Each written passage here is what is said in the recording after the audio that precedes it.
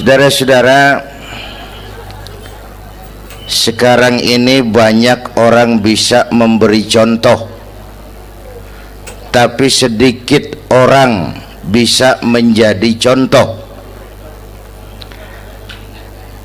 Ngasih contoh mah gampang, jadi contoh susah. Karena beliau manusia. Laqad ja'akum rasulun min anfusikum. Kalau kambing disuruh nyontoh ayam, yang nyuruh nyontoh kagak punya pikiran, ya kagak level. Kambing mah nyontohnya kambing, kebo nyontohnya orang, nyontohnya orang. Makanya nabi kita orang, bukan malaikat, bukan jin, bukan dewa, manusia. Kalau manusia disuruh nyontoh manusia, itu perintah masuk akal, predispositionnya sama. Kalau disuruh nyontoh malaikat mah ribet kan. Malaikat bagaimana nyontohnya, dia mah tidur kagak, makan kagak, sama duit budak, sama perempuan kagak open, lah susah nyontohnya. Ya, Superman tuh biar hebat nggak bisa dicontoh Superman, bagaimana terbangnya, lagian pakai celana dalam di luar ban,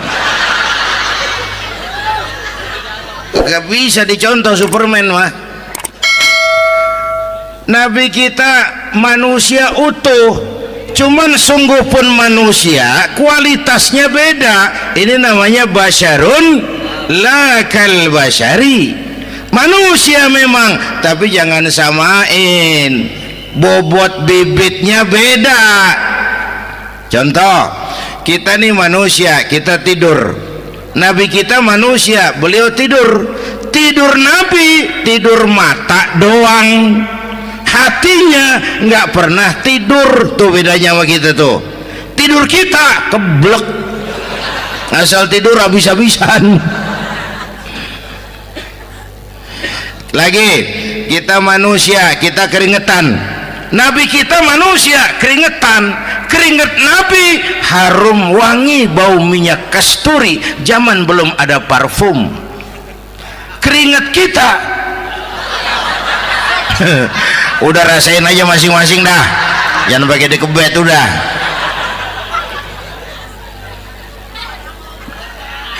Contoh lagi, kita nih manusia nih, kita beludah nggak? Nabi kita manusia, beliau juga beludah. Ludah Nabi obat, ludah Nabi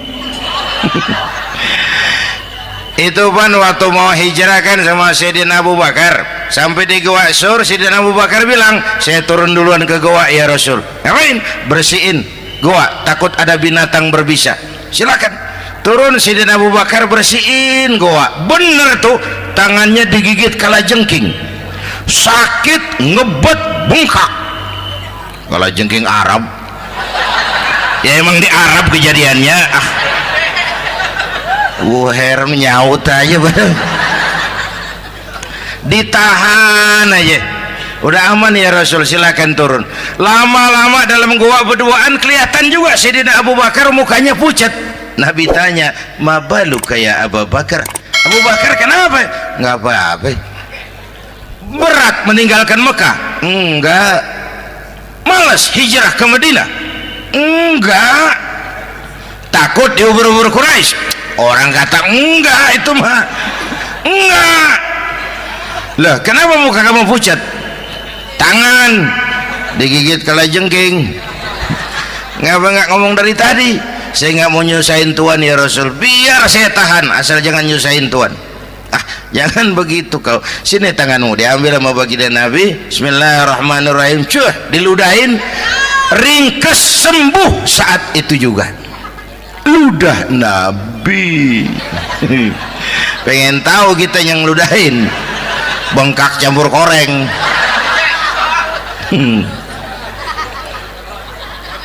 Satu tuh alasannya kenapa Nabi dijadikan contoh, karena manusia. Kalau manusia disuruh nyontoh manusia pasti bisa dong ya. Yang kedua, karena tadi kata Bang Haji Oma, pribadinya itu pribadi yang multidimensi. Mau nyontoh apa? Pak, saya ini pengusaha Pak. Nabi umur 9 tahun udah ke Syria tuh, dagang lintas negara, Syam tuh. Saya jenderal Pak, Nabi mimpin tentara di medan perang Mas. Saya mau balik Pak, Nabi dakwah Bung. Saya guru Pak, Nabi ngajar Mas. Innama bu'istu mu'alliman, aku diutus sebagai guru, guru umat, guru bangsa. Saya politisi Pak, Nabi diplomat ulung Bung. Saya presiden Pak, Nabi mimpin bangsa dan negara Mas. Saya kepala rumah tangga Pak, Nabi punya anak bini Bang. Ayo lempengan mana dulu cari ngomong. Malah Nabi Isa tuh nggak bisa jadi contoh bagaimana membina rumah tangga bahagia. Bagaimana membina rumah tangga bahagia menurut contoh Nabi Isa? Nggak ada Mas. Kenapa? Nabi Isa belum sempat kawin. Ya, Nabi Isa belum sempat kawin. Ada pengikut Nabi Isa menyangka nggak kawin ajaran Nabi Isa, pada ngikut lagi nggak kawin. Tuh pastor tuh mubazir. Nah, orang dikasih perabotan. Bang bener, saya kalau dalam Islam kiai kagak boleh kawin, saya pilih berhenti jadi kiai. Kalau kagak ada giro-giroan, botak rambut.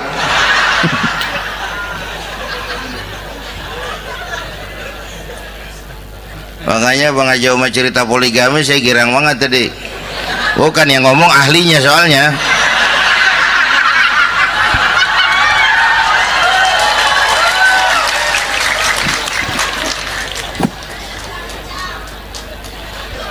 Dadah gitu aja deh ya. Nah, kata Imam Busair ini yang dahsyat, ka'annahu wa huwa fardun fi jalalatihi fi askarin hina talqahu wa fi hasham. Sepertinya kehebatan Rasulullah itu sama baik sendiri maupun di tengah tentara.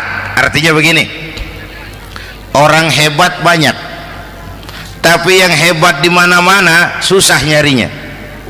Baginda Rasul ini lagi duduk hebat, lagi jalan hebat, ada di pasar hebat, lagi di masjid hebat, di medan perang hebat, di depan anak-anak hebat, di mata musuhnya hebat, di depan sahabatnya hebat, di mata istrinya hebat, di mana-mana hebat. Lah susah cari orang begini Bang. Ya, kita mah hebat juga setempat. Di kantor hebat, sekantor orang diomelin. Di kantor, pulang ke rumah dikeplak sama bininya diem aja. Ini di depan bininya dia kagak hebat dia mah.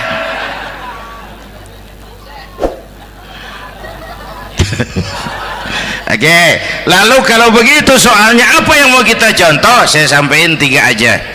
Pertama, Nabi kita ini tokoh yang sejak kecil udah ditempa kesusahan. Bu, tadi kata Bang Haji, Islam mengangkat derajat kaum perempuan karena perempuan banyak melahirkan orang besar.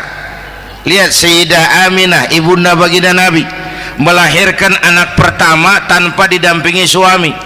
Meninggal suaminya, sedih hatinya, remuk perasaannya, tapi tegar jiwanya. Dilahirkannya bayi bernama Muhammad, diasuhnya penuh kasih sayang, diantarnya menjadi orang besar dan memang dibesarkan oleh Allah. Itu contoh tuh Bu. Bilangin anak-anak tong, bocah Nabi ngangon kambing tong, sekolah tong, jadi orang gede. Baba lu tibang tamat SD, lu sarjana lu. Baba lu cuman jadi RT, lu jadi camat lu. Biarin malu baba lu, pala jadi kaki, kaki jadi pala, asal lu terus sekolah. Bu, anak sekolahin, gelang doang digedein lu.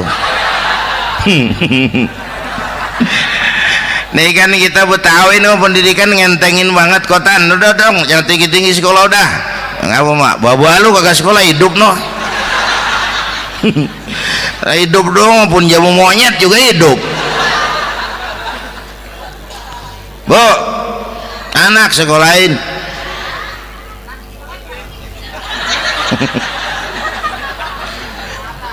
Mahatma Gandhi, kecilnya begeng, ceking, cacingan, leatim. Emaknya tuh, Gandhi sekolah nak, Gandhi belajar nak, Gandhi jadi orang besar nak. Kalau perlu belajar ke Inggris, biar Inggris menjajah kita. Gak apa-apa kau sekolah ke Inggris, tapi jangan jadi Inggris nak. Jangan pacaran sama bule, jangan sentuh minuman keras. Gandhi jadi orang besar. Mahatma Gandhi tumbuh karena dorongan emak. Mak, udah yatim.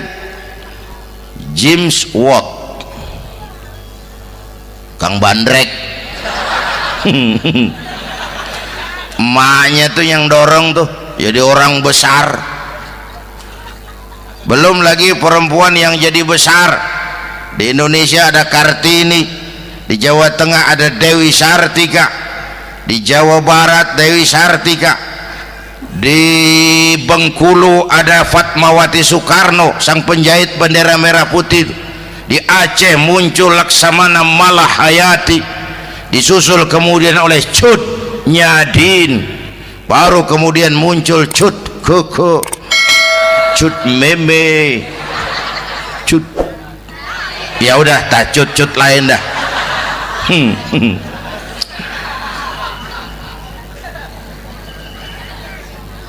Nabi ke remajanya nggak dikolokin, tegar, tahan bantingan, nggak cengeng. Begini bang, kalau bahasa kita nih, bahasa Betawi nih, orang mah bang kalau udah biasa susah ketemu susah nggak kaget udah. Ya kita Betawi kan masuk sudah nukangin. Susah mulu. Saya santri nih biasa makan kangkung, datang ke rumah temen dikasih kangkung, makanan gue ini mat, dikasih daging ayam lah nambah. Emang apa? Orang mah kalau biasa susah enak nggak kagetan. Saya santri biasa tidur di masjid, disuruh nginep di hotel lah pules nggak? Tapi yang biasa tidur di hotel suruh nginep di masjid encok. Makanya kemarin tuh waktu menteri-menteri baru dilantik tuh saya ngarepin tuh, mudah-mudahan nih menteri ini begitu dilantik bacaannya nawaitu sauma ghadin. Lu pada niat puasa dulu dah, entaran. Puasa kan bukan kagak boleh, nunda doang, nunda puasa mah. Tempe boleh maghrib, tahu boleh maghrib, air kelapa boleh maghrib. Lu menteri pada mau naik mobil mewah boleh, ntar kalau ekonomi udah mendingan, rakyat udah pada legaan napasnya. Ya sebab apa? Itu duit buat mobil para menteri kan duit negara. Duit negara kan duit rakyat. Duit rakyat kan duit gue juga, itu ada di situ. Gue bayar pajak. Sayangnya kebanyakan pejabat kita asal dilantik aja bacaannya Allahumma lakasumtu, niat buka puasa. Orang buka puasa kan kemaruk, apa jadi gares? Ya. Bu, jadi benar Islam mengangkat harkat, derajat, martabat kaum perempuan. Kata Bang Haji Umar tadi, dengar nggak tuh? Waktu Nabi ditanya, ya Rasul, siapa yang paling harus saya taati di dunia? Ibumu. Setelah itu ibumu. Setelah itu ibumu. Setelah itu bapakmu. Ibu 3 kali disebut, bapak. Coba pikirin, ibu 3, bapak 1 bapak. Ini bagaimana ngitungnya? Jadi kerok begini nih ngitung nih.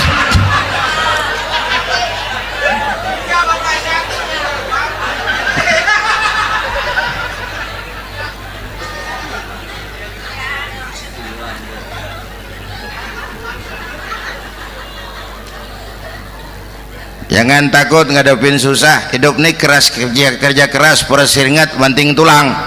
Ya Bu. Satu. Yang kedua, contoh dari Nabi, orang yang paling bersih hatinya Rasulullah, orang yang paling baik akhlaknya Rasulullah, orang yang bahkan sudah dapat jaminan ampun dari segala dosa Rasulullah. Tapi orang yang kalau sholat malam sampai bengkak kakinya karena rajin sujud Rasulullah. Aspek ibadah apaan? Hei, diam-diam giliran gue ini ngomong.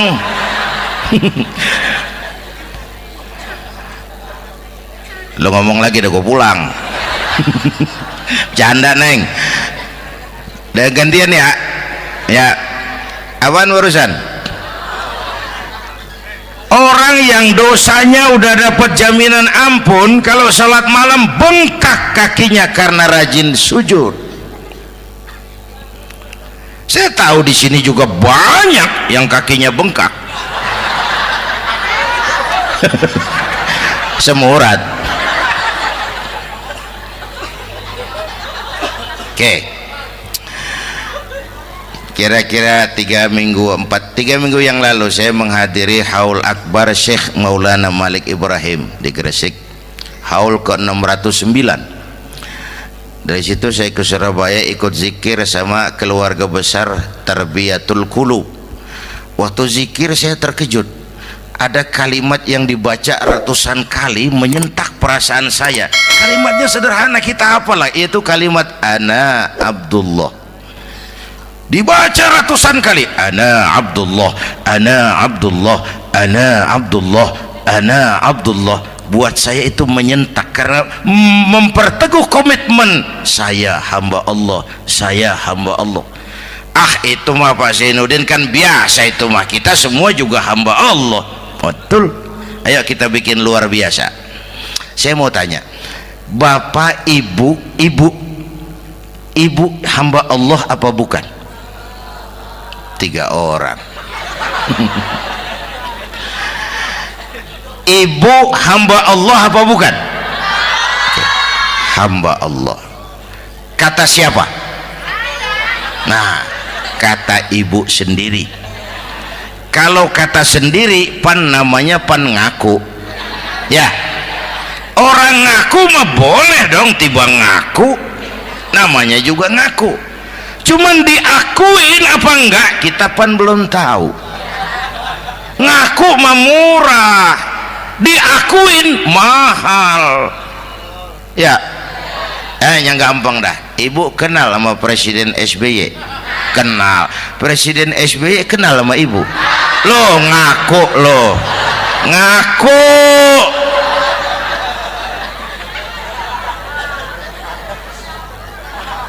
Saya hamba Allah, kata saya.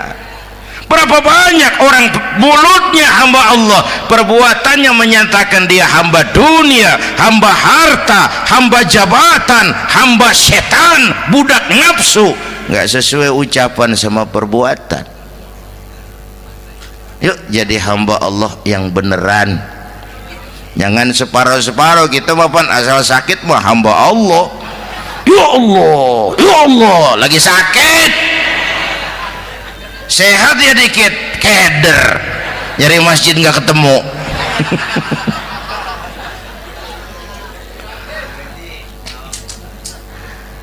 Apalagi kata Bang Haji tadi nih, kita nih kan zaman entertain nih, orang pada pintar bikin bungkusan sekarang Bang, ya. Abad entertain, orang pada bangun pencitraan. Tadi itu kiai sama dukun tipis bedanya. Dukun pada pasang iklan sekarang, ketik reg. Waduh, sampean lahir hari Selasa, nggak cocok di air, ono di hutan sono. Larang udah dagang es jadi berhenti, nggak cocok di air.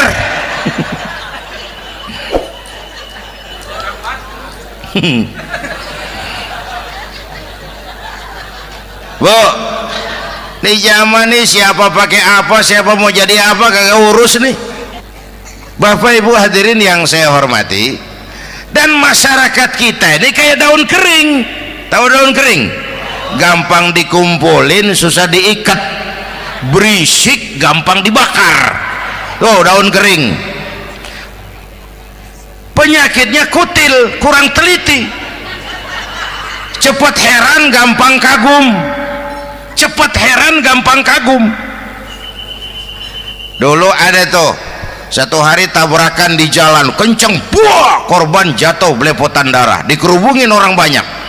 Datang wartawan mengambil gambar dari dekat, susah, orang banyak bener ngerubung. Cari akal nih wartawan, tolong saya dikasih jalan ke dekat korban. Orang nengok semua, saudara siapa? Saya bapaknya korban, katanya. Dia ngaku bapaknya korban. Ya orang minggir semua, minggir, ini ada bapaknya korban. Orang minggir semua, dia maju ke depan korban. Sampai di depan korban pucat mukanya tuh wartawan. Kenapa? Yang ketabrak anak monyet, Pak. Dia udah kedongan ngaku bapaknya korban.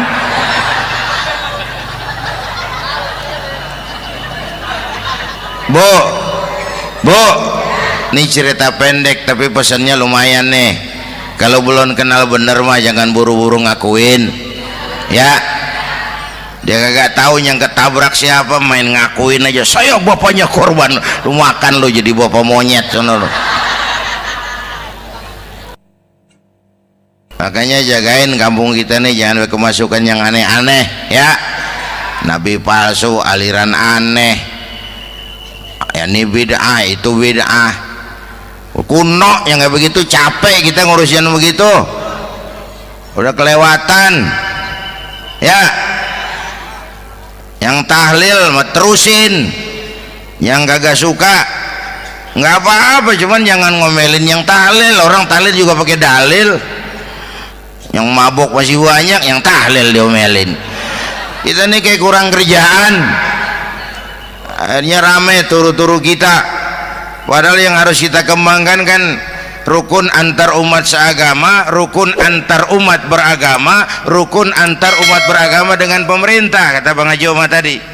Rukun antar umat seagama, turu-turu kita muslim nih kudu rukun. Beda pendapat boleh, marahan jangan, ya. Ya, tangan kanan sama tangan kiri juga beda, cuman rukun. Asal kiri gatal nih, kanan kagak diundang, dia jadi datang aja nggak rukin. Nggak ada kiri gatal kanan ngomel, lu garuk aja sendiri. Nggak, dia mah akur, ya Bu.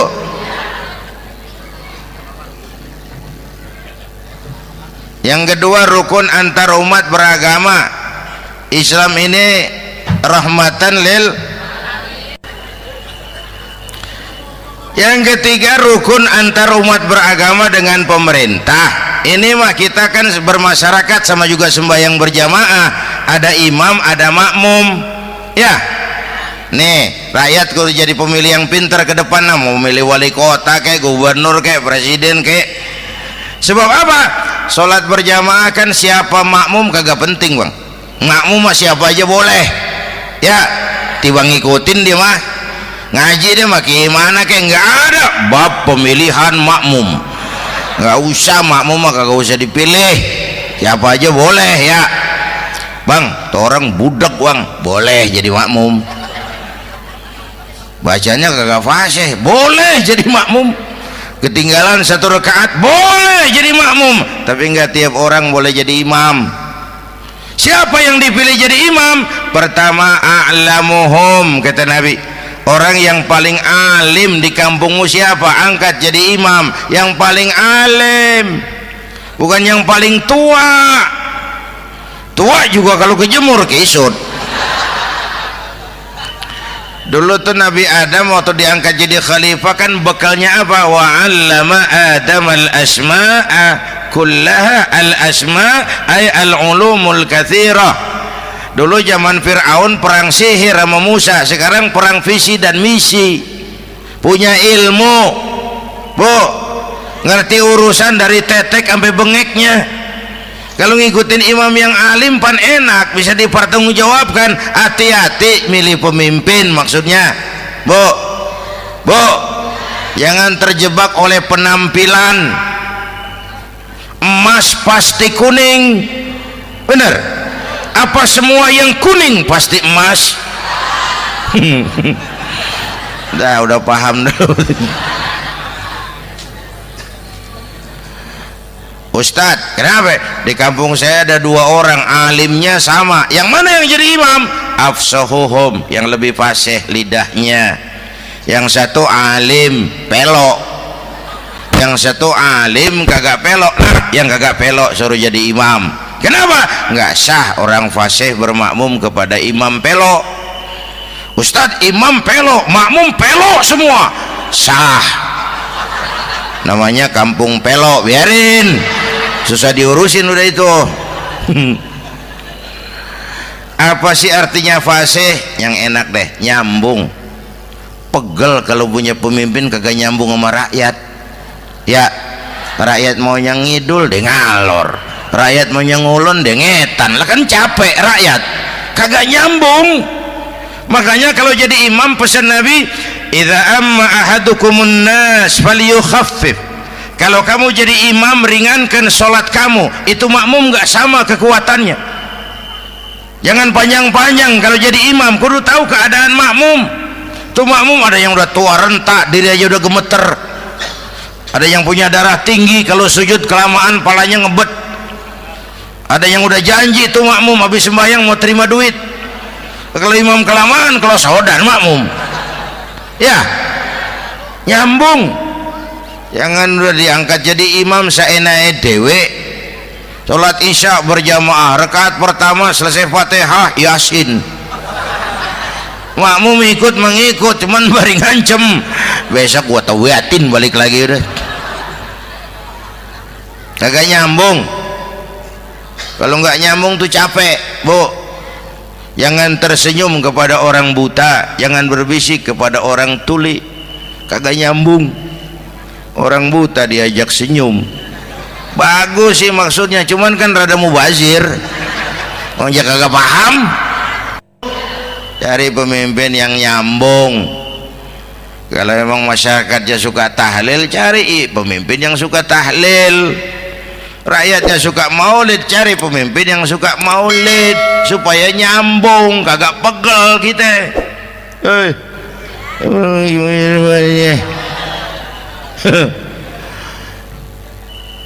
Bapak Ibu hadirin, saya balik urusan kita.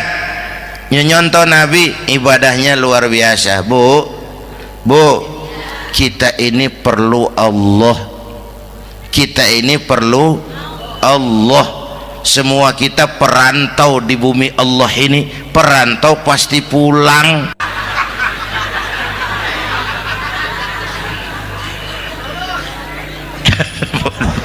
Bolot, bodoh kalau ada perantau. Dia sadar dia perantau tapi nggak pernah mikirin pulang. Lebih bodoh lagi mikirin pulang tapi nggak nyiapin bekal.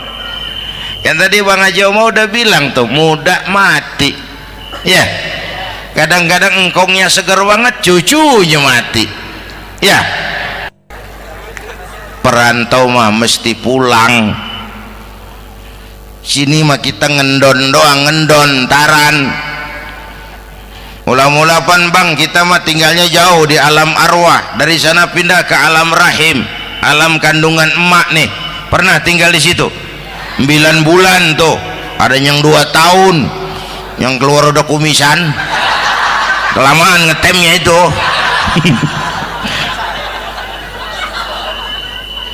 Dari sisi ini mau pantas ibumu, bapakmu, karena alam rahim, fisik dan psikis emak lebih capek dari kita bapak. Kita mah orang laki mah, kita mah pan investor gitu mah, nanam modal doang.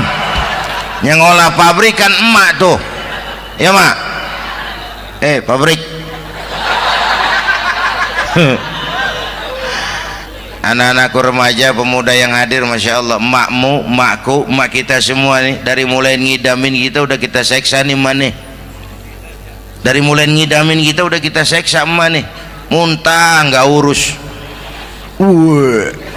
Mending ada yang dikeluarin mah enak, lega. Ini kagak ada apa-apanya. Bener mak. Yang dipengenin yang kagak musim, lah kan setengah mati lagi urusan. Tengah malam pengen megang pala kereta, lu jorok bener lu, gue heran.